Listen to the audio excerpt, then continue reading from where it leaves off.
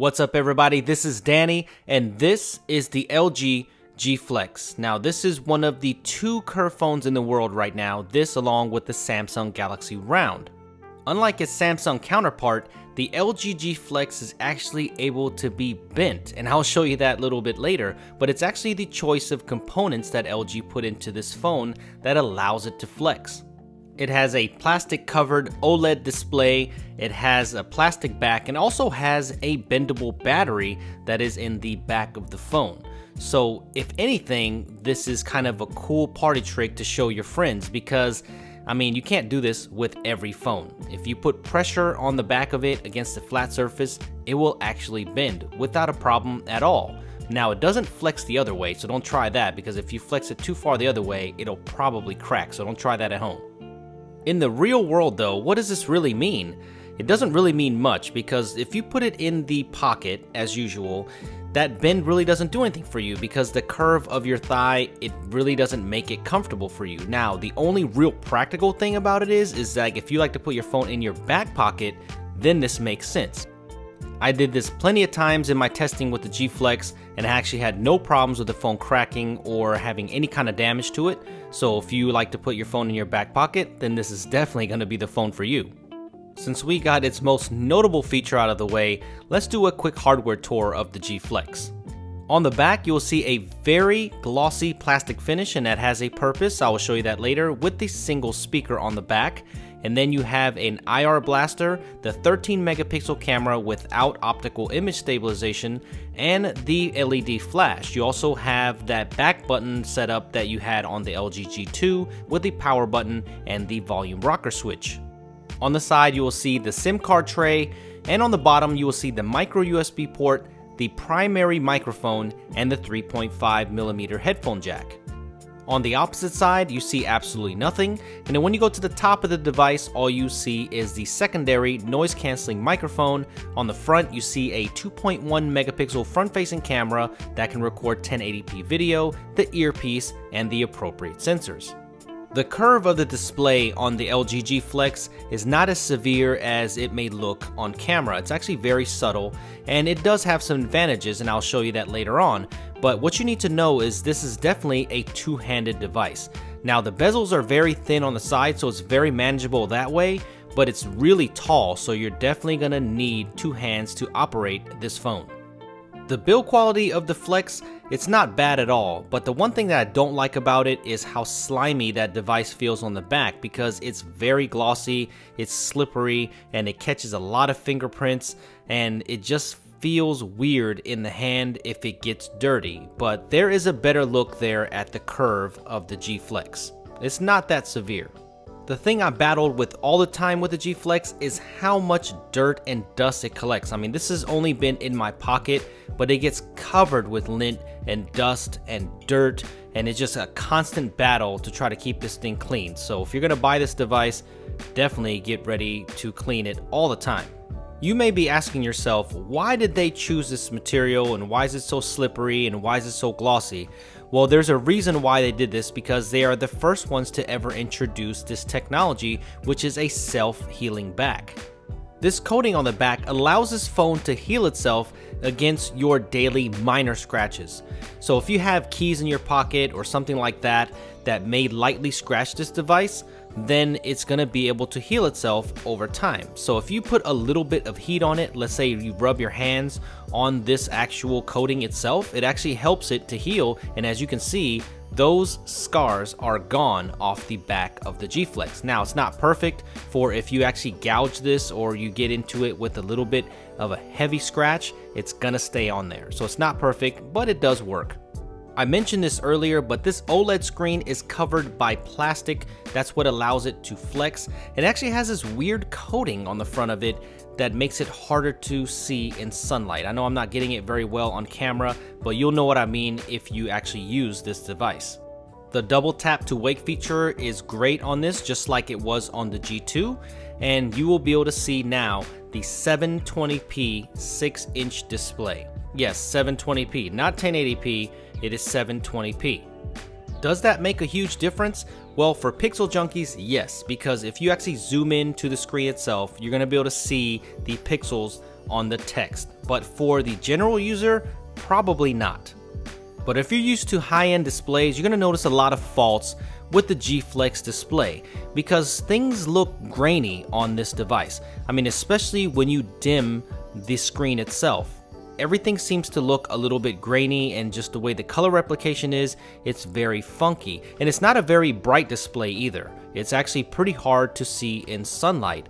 And the big problem with this is the screen burn-in, and I couldn't get it to do it on camera. Of course, the day that I actually film, I couldn't do it, but every single day that I use this device, especially when it's on dim, it actually burns in the last thing that you see. It doesn't happen all the time, but the screen burn-in is very annoying on the G Flex. I'm not sure if this was just my display, but I've seen this reported with other users as well. Now, the advantage of this curved screen is that it gives you a more immersive feel. It's kind of like having a curved television right in front of you when you're watching video content. It's nothing super dramatic, but it's noticeable when you're watching video. Now, when you're vertically scrolling here, like if you're on Twitter or if you're doing some web browsing, I think that subtle curve on the screen actually makes for a smoother scroll, and you would have to just feel this to know what I mean. It doesn't make a huge difference. Once again, it's very subtle, but scrolling is very smooth on the G Flex.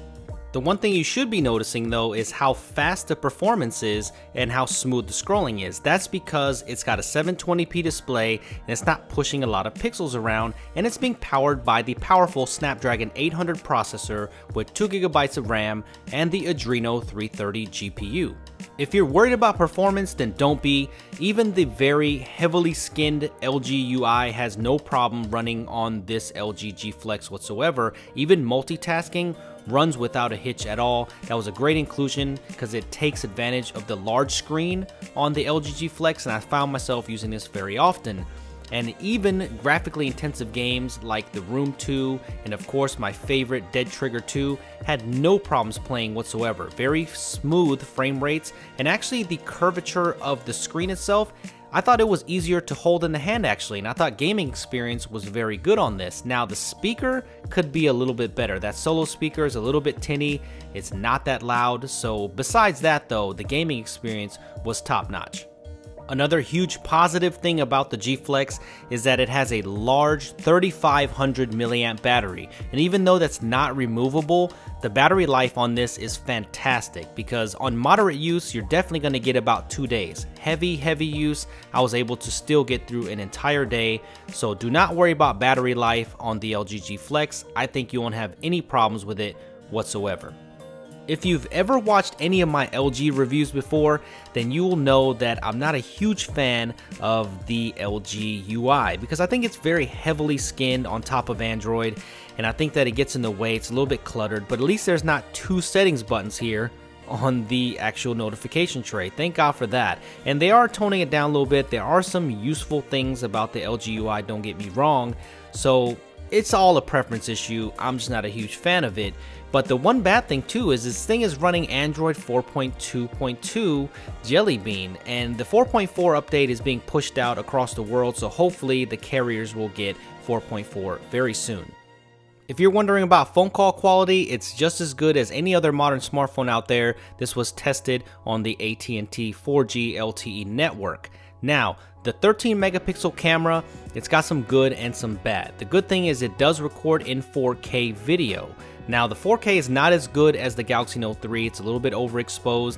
It's not as good as that. And the actual camera itself, it takes some decent photos in good lighting, but the low light is not very good at all. So if you're looking for a really good camera or looking for a flagship camera, this is not it. I thought the LG G2 actually did a much better job when it came to images themselves. And I'm so sorry that I don't have images for you because this was a review unit and I never took those images off of the device before I sent it back. But trust me, this camera is not that good. It's got some passable images and some passable video, but this is not your flagship camera. Now, the good thing about this camera is it's got fast autofocus and it does have a fast shutter. But I think you will be disappointed in the images. For some reason, I don't know why that this camera is not as good as the LG G2. Doesn't make any sense because they're both 13 megapixel cameras. But remember, this does not have optical image stabilization. So what do I think about the LG G Flex as a whole?